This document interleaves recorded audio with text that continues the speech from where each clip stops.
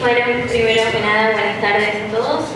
Este es el segundo encuentro de este ciclo de formación política que estamos haciendo en el verano y este encuentro se llama Pensamiento Peronista. Para desarrollar el tema contamos con la presencia de Daniel Villasanti, que es un militante histórico del peronismo, que en la actualidad preside la Fundación Villa Manuelita, que se encarga de la revisión de la historia del peronismo y de la divulgación de su doctrina.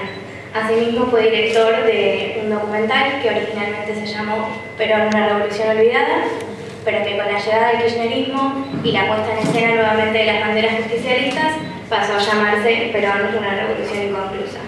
También participa junto a José María Rosa en varias publicaciones. Agradeciéndole su presencia y la divulgación del evento en su página web, le damos la palabra.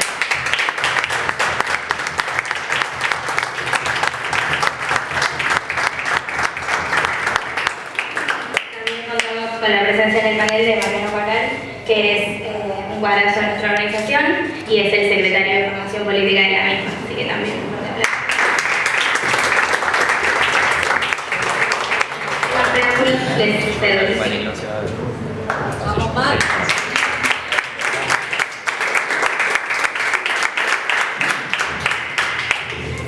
Está un poco fuerte el micrófono, puede ser. Sí. Ahí, ¿se escucha? Ahí, me parece que no. Bueno, yo quería empezar más que nada presentándolo a Daniel. La presentación fue excelente, por cierto. Tal vez no habría mucho más que agregar. Pero a mí me interesaba decir algo, ¿no? Entonces, lo primero que correspondería decir es que Daniel Villasanti no es un discípulo de Pepe Rosa. No. Esto viene porque me decía, no, es demasiado, es un discípulo. Pero es un militante del campo nacional y popular a quien José María Rosa ha honrado con su amistad. Y me parece que entender su presencia hoy acá, porque él está haciendo un profundo trabajo militante de divulgación de la doctrina peronista, nos coloca a todos en la cadena de transmisión del movimiento de liberación nacional, ¿no? Digamos, del Pepe Rosa a un militante que ha sido un miembro de la JP en los 70, y que en los tempranos 80, corregime, entabló una relación con José María Rosa, a partir de la o sea que ahí hay un pedazo de nuestro movimiento, ¿no?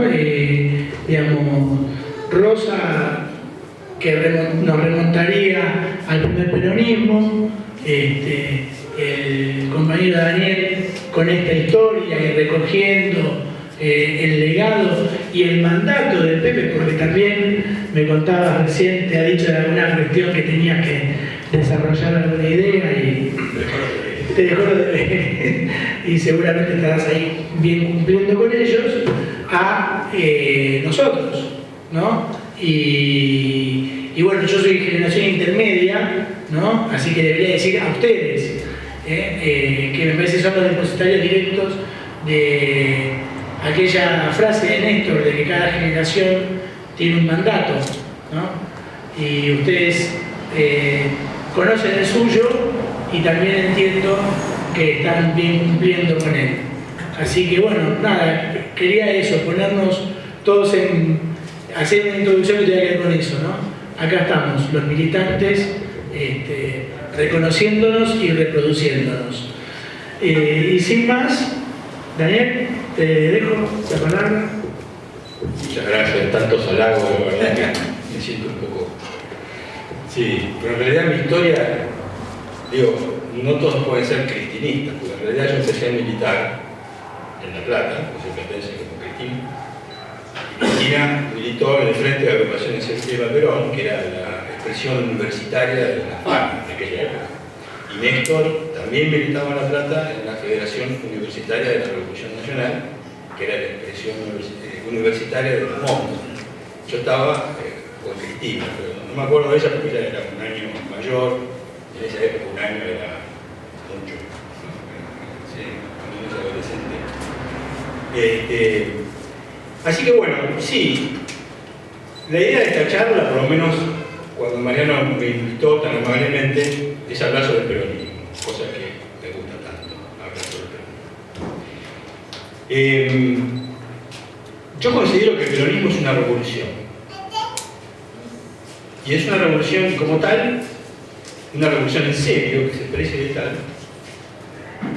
No es digamos, una ideología que se adapta a un formato distinto o una transformación económica profunda. En realidad, una revolución es una nueva moral. Es una nueva forma de representación política. Es un nuevo concepto de ciudadano, es un nuevo concepto de autoridad. Eso sería una revolución en serio. Y yo realmente considero que el peronismo es una revolución en serio. Y lo primero que tendríamos que ver, cuáles son las características que tiene esta gran revolución que las diferencia de las instituciones anteriores. Así que vamos a empezar por ahí. El peronismo es hoy por hoy, podríamos inclusive sintetizarlo, porque en el 45 era difícil explicar lo que era el peronismo. Porque ustedes saben que en política siempre hay un tiempo histórico para las cosas. Hay cosas que en una época se dicen y no se entienden, uno dice lo mismo, mucho después y se entiende. Podríamos sintetizar que el peronismo es el intento de poner en marcha un proceso de autodeterminación comunitaria. O sea, una comunidad que es capaz de definir su destino. Pero definir su destino en serio, o sea, definir qué es lo que quiere hacer con su propia, como comunidad, también como individuo. Para decirlo de otra forma, ¿cómo va a resolver el problema de la injusticia? O sea, los grandes planteos que normalmente eran definidos hasta la llegada de Perón por ideólogos y filósofos, Perón lo pone en manos del pueblo. Es decir, la última revolución, la anterior revolución, digamos, que generó el neoliberalismo y el marxismo, eran revoluciones materialistas, son de la época donde los pueblos no tenían la capacidad y la potencialidad como para poder definir su destino. Que una comunidad pueda definir su destino necesita de cosas básicas, por ejemplo, tener la formación cultural y tener la información, como para poder desarrollar algún tipo de ideología. Lo que Perón ve de nuevo, de poderoso, es que por primera vez en la historia de la humanidad, los pueblos, las comunidades enteras, tienen la posibilidad, en términos culturales, de poder participar de la política en el acto creativo, decidiendo cosas, creando, elaborando. Podríamos decir que la diferencia entre el demoliberalismo y la comunidad organizada o el peronismo es que en el demoliberalismo las decisiones son tomadas por miles de personas, que incluyen los partidos políticos, las instituciones liberales, y lo que plantea el peronismo es que las decisiones deben ser tomadas por millones de personas, porque hoy los pueblos están en esa instancia. Ustedes saben que la política es una cosa natural, no es una autoridad que se puede imponer. En política no funciona así. En un ejército sí, en una estructura cerrada también. Pero en política el ciudadano tiene que sentirse representado para generar autoridad sobre el Estado. Es una cosa natural, el tipo se siente representado y dice, bueno, está bien, yo te cedo autoridad y a partir de ahí surge el Estado, surgen las instituciones. Hoy la crisis que vemos es justamente lo que anunció Perón. Hoy los pueblos del mundo no se sienten representados por sus instituciones. Este tema de los indignados españoles, estas cosas que están por todo el mundo estallando, significa que el hombre de hoy tiene potencialidades que ya no encajan en las instituciones. Las instituciones donde nosotros convivimos actualmente, que no son las que el peronismo propone, tienen una forma de representación ciudadana que responde a una realidad que hoy cambió. En la época que surge la Revolución Francesa y demás, los pueblos eran, digamos, no tenían información, eran analfabetos normalmente, no tenían la cultura básica como para poder decidir por sí. Por lo tanto, era una cosa natural que existiera una clase profesional dirigente que tomara las decisiones fundamentales. Ustedes que son universitarios, habrá algunos de acá de ciencias políticas, cuando uno va a la carrera, lo primero que te dan es un libro que se llama Las historias de las ideas políticas, Tomaso, Sabino, donde uno ve que la historia de la humanidad es la historia de lo que los distintos filósofos, pensadores e ideólogos iban tratando de resolver y adaptar a esa evolución. ¿Sí? Siempre había alguien que pensaba por el resto, porque había una cosa natural. Los pueblos normalmente no tenían la posibilidad de participar de una forma creativa. Por eso Perón, hay una especie de cosa que él se da cuenta que va a haber un antes y un después. Por primera vez en la historia de la humanidad los pueblos pueden participar creativamente. Entonces, ¿qué dice él? Caen las ideologías, muchachos. Ya no hay que pensar por el otro. No se le puede imponer a un pueblo, por las potencialidades que hoy tiene, un camino preelaborado ideológicamente. Porque se va a resistir, no se va a sentir representado. El tema de la representación política es lo que ha caducado. Hoy por hoy. Hoy el mundo que ustedes van a vivir es el mundo donde hay que necesariamente poner en práctica una nueva forma de representación política. Ya este tema de que yo le doy un voto a una persona para que esa persona tome decisiones por mí, en representación mío, ya no va más. Hay que buscar otra forma, porque los pueblos no van a ceder su autoridad a los estados en este tipo de relaciones. Entonces Perón larga su primer gran escrito que se llama justamente La comunidad organizada. Que es simplemente esto. Es bastante sencillo si uno lo pide. Es organizar la comunidad para que defina su destino. Esto es básicamente el peronismo. Esta es la esencia estructural del peronismo. No tomar decisiones por el pueblo, sino organizarlo para que decida junto con la autoridad. Claro, ¿alguna vez pudimos ponerlo en marcha? No. Y ya tenemos 60 años. Esto no es un curso de historia del peronismo, pero podríamos ver las distintas etapas, los esfuerzos que Perón hizo para poner esto en marcha y cuándo fracasa y por qué fracasa, ¿no? Que sería un gran tema. Pero bueno, yo hice esta pequeña introducción para ver un video de 7 minutos, donde Perón habla de esto y un poco hay un repaso de lo que hablamos recién, Así que lo ponemos.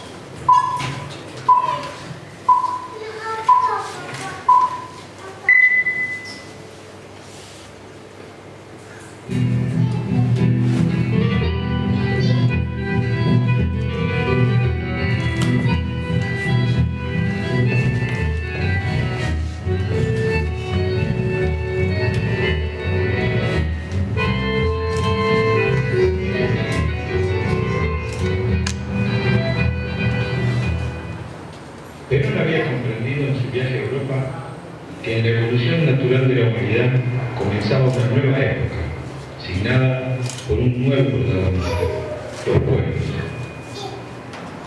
La Revolución Francesa había sido precedida por una enorme transformación de la comunicación y la cultura, que había permitido el ascenso al poder político de un protagonista nuevo, la clase burguesa. Sin embargo, los pueblos, si bien compartían los nuevos ideales y participaban de los procesos políticos, no estaban presentes en la toma de decisiones. Era impensable que estas multitudes desinformadas, en su mayoría analfabetas, pudieran participar de alguna otra forma que la adhesión o el rechazo, muchas veces turbulento, a las distintas alternativas políticas que surgían. Sin embargo, esto comenzaría a cambiar en el siglo XX.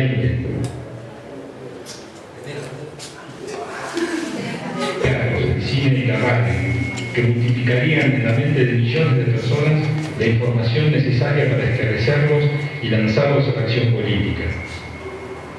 Él había observado este nuevo fenómeno de las masas nadando por un nuevo protagonismo. Había comprendido que el enorme desarrollo económico del capitalismo había sido sostenido por la explotación de los trabajadores y que esta masa que estaba siendo esclarecida por esta nueva revolución cultural pronto exigiría su protagonismo. Así como la burguesía en la época de la Ilustración, las masas empezarían a presionar para exigir una participación activa en la toma de decisiones. Esas decisiones políticas que eran tomadas por miles de dirigentes deberían pasar a ser tomadas por millones de personas. El peronismo intentaría desarrollar una metodología revolucionaria que permitiera el acceso a los pueblos al poder, no como espectadores, sino como actores partícipes de la creación de las normas que definieran a las futuras comunidades. El mundo ha venido desarrollando una evolución que hay que captar si queremos darle una continuidad congruente en el futuro. Es de ahí donde parte el justicialismo. Es indudable que el capitalismo, que se instala como sucesor del medioevo, trae consigo la empresa, la máquina, que modifica extraordinariamente la realidad de la humanidad. No podemos negar que en los 2 siglos de acción del capitalismo, el mundo técnico y científicamente ha progresado más que en los 10 siglos precedentes.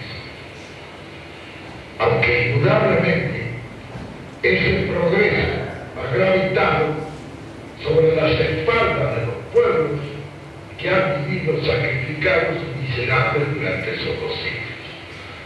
Indudablemente que hoy los pueblos están muy esclarecidos en razón de los medios de comunicación, de la televisión, la radio, los diarios, la periodismo.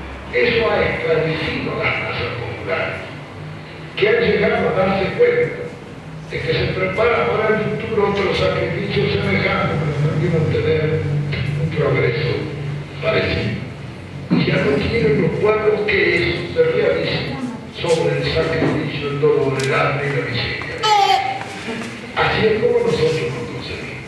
Entonces es necesario que ofrezcamos a los pueblos la posibilidad de que trabajen felices, con un grado suficiente de dignidad, para un progreso técnico y científico de la humanidad, que quizás no sea tan grande como el que ha venido a asegurar el capitalismo, pero por lo menos que no sea sobre el sacrificio de nada.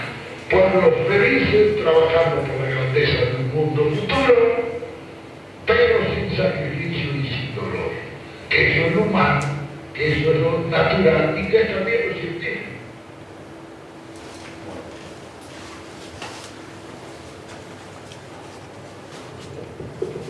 Muy bien. Más o menos, no sé si vamos entrando en un tema. O sea, el planteo de Perón es prácticamente una nueva forma de representación ciudadana, donde debemos lograr que el pueblo participe de alguna forma en la acción creativa de las normas que van a llevar adelante nuestra comunidad. Esto es muy fácil decirlo, pero es muy difícil ponerlo en marcha. Porque uno puede decir, sí, macanudo. Pero vayamos a la práctica. ¿Cómo haces para organizarlo? ¿Cómo haces para que un pueblo, junto con su dirigencia, pueda elaborar su destino a medida que va? Porque pongámonos analicemos desde este punto de vista. Ponele que en un momento concreto una comunidad va a resolver un problema, genera una idea, la crea. Bueno, ¿Qué resuelve? Dice, bueno, hay que hacer esto. ¿Cómo sería esa forma de identidad política? Porque obviamente es una identidad. Si uno dice, para resolver este problema hay que hacer esto, por lo tanto esta revolución tiene que tomar esta forma, ¿qué va a decidir el que viene atrás tuyo? No se puede imponer una ideología en una acción creativa de una comunidad, tiene que ser una cosa dinámica. O sea que la identidad política tiene que ir acompañando una acción creativa permanente de ese pueblo y de esos dirigentes. Pero entonces, ¿cómo lograr tu identidad? Porque tenés que tener una identidad, estás haciendo política, la política es poder, la política tiene que ser visible. Tu movimiento político tiene que tener una identidad concreta que te diferencie de las otras, inclusive de la que estás suplantando, o de las ideologías que vos decís que hay que suplantar. Entonces, bueno, pero ¿cómo lo resolvés? Necesitas una identidad. Y acá creo que uno de los principales aportes del peronismo es resolver esto, que no es poca cosa, porque cuando cae la Revolución Rusa, los principales pensadores, que muchos de ellos estuvieron ahora en debates y combates estos años que pasaron, esto que organizó, no recuerdo quién organizó, Laclau, que lo ha organizado, que invitó a un montón de pensadores, todos estos pensadores en realidad navegan tratando de resolver este tema. ¿Cómo lograr la participación creativa de la comunidad para tener una identidad política que no se burocratice?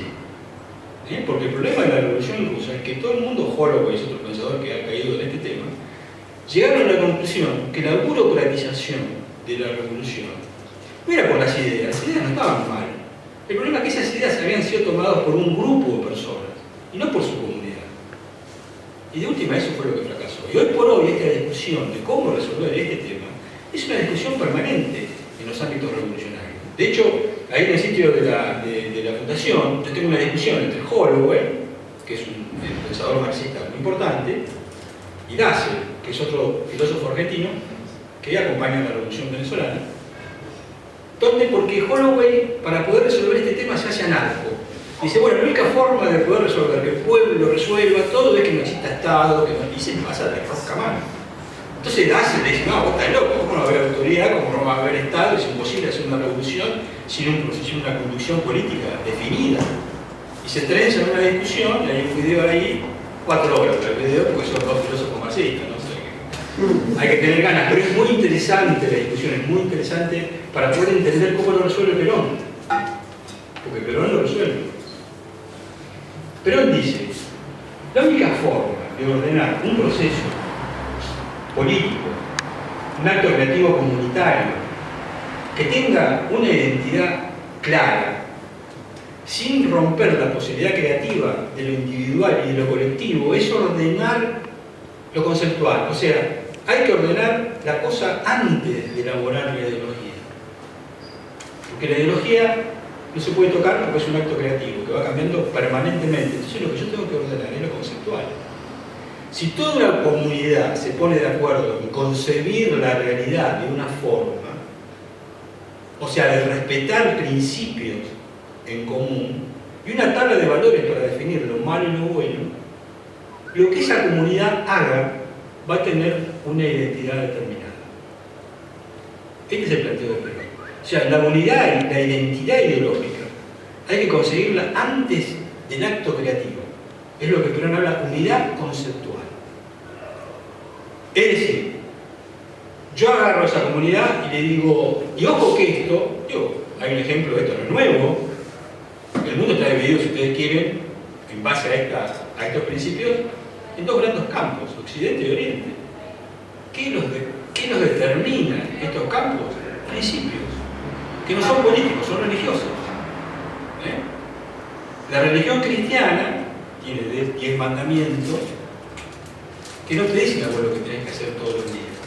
Pero vos te haces cristiano y primero tu vieja, tu abuela, después el cura, las instituciones, te van metiendo en la cabeza una serie de principios que si vos te pones a pensar qué es lo que define o divide Oriente y Occidente, son estos principios.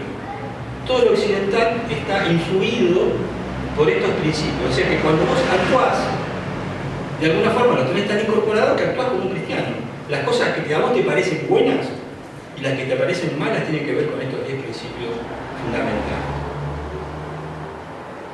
Bueno, Perón lo que se da cuenta es que hay que hacer lo mismo proyectándolo a un plano político.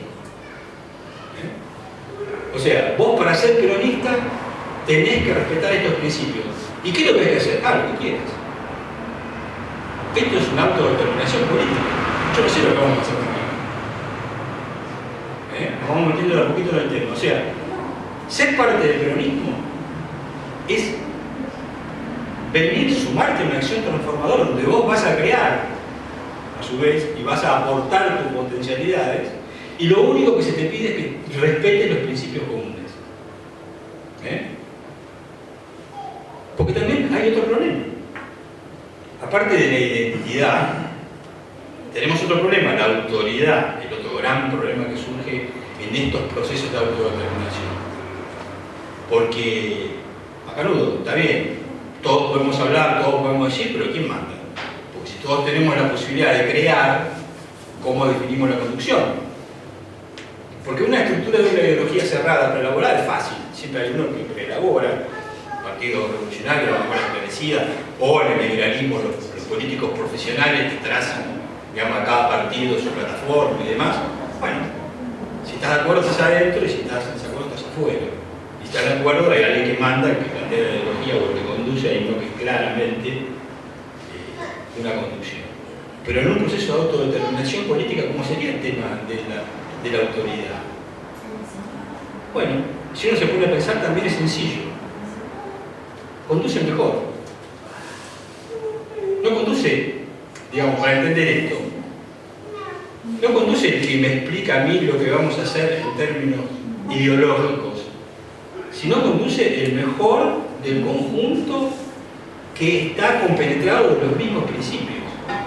Para decirlo de otra forma, hoy, Cristina, que es nuestra convicción política, ella no hace lo que quiere. ¿Por qué? Porque es peronista. Desde el momento que es peronista te está diciendo, yo, como peronista, tengo los principios conceptuales que comparto con todo el pueblo. Nosotros, que somos peronistas, sabemos lo que ella piensa. ¿Por qué? ¿Qué es lo que sabemos nosotros de Cristina? Sabemos que va a mirar la realidad como la miramos nosotros, que va a respetar los mismos principios que nosotros comulgamos. ¿Pero por qué conduce ella? ¿Porque me va a decir a mí lo que hay que hacer para resolver los problemas en términos ideológicos? No. Es la que conduce por la que es la mejor de nosotros, pero para resolver el tema desde el punto de vista práctico, concreto. No sé si se entiende esto. Cristina no es la que elabora la ideología y explica cómo va a resolver los problemas de la comunidad de acá para siempre. Nosotros tenemos que estar ahí esperando que llegue la orden. No. Por ejemplo, les pongo un ejemplo. El tema de la estatización de YPF. Cuando ella estatizó YPF, yo en lo personal no me puse a analizar a ver qué es lo que me quiere decir Cristina con este tema de la estatización. Voy a analizar a ver qué es lo que pretende. No, agarré a los compañeros y decir, muchachos, Cristina estatizó YPF, vamos a celebrar. Y nos fuimos a brindar. No sé si se entiende la diferencia, porque en realidad Cristina estaba haciendo lo que yo quería. Ella es la expresión de lo que yo quiero. ¿Por qué? Porque compartimos los mismos principios. Estamos unidos en términos doctrinarios, estamos unidos conceptualmente. Y ella me demuestra en sus acciones políticas concretas por qué es la mejor. Entonces, para nosotros la autoridad política es un hecho visible, medible, porque tenemos, no es una cosa mágica, que Cristina baja, ¿no?, de una aula y nos dice todo lo que va a hacer. No, no es mágico. Es la mejor compañera que tenemos, es la más capaz. Esto es muy importante, porque normalmente el concepto de autoridad, si no está unido por estas cosas doctrinarias, queda como un verticalismo. Y después vienen los problemas. Hay muchas revoluciones que están apareciendo en algún lado, problemas de que el compañero que está en un barrio se siente excluido de las grandes decisiones políticas, se siente lejos de las decisiones del Estado, porque no hay nada que los una. No sé si más o menos se va entendiendo el sentido de esta línea.